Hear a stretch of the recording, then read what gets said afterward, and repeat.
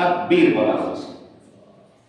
ওয়ারাব্বাকা ফাকাব্বির, এখান থেকে এসেছে কি তাকবীর। তো সবচাইতে বড়ত্ব প্রকাশ করা হয় কার? আল্লাহ। তাহলে যখন বলা হয় লিল্লাহি তাকবীর, যারা শরীর তারা কি বলেন? আল্লাহু আকবার। তাহলে এই তাকবীরটা কাকে বড়ত্ব প্রকাশ করা হচ্ছে?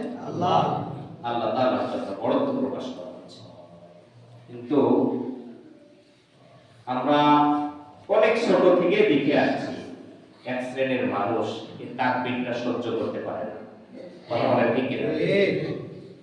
এই তাকবীর কি শুধুমাত্র কোন দলের জন্য নির্দিষ্ট নয়। এটা যিনারা নিজেকে মুসলমান বলে দাবি করবেন তিনাদেরই তাকবীর এটা হওয়া দরকার। কথা বলেন ঠিক কিনা?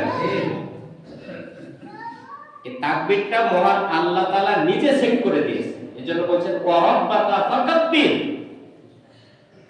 আপনি আপনার রবের বড়ত্ব প্রকাশ করুন।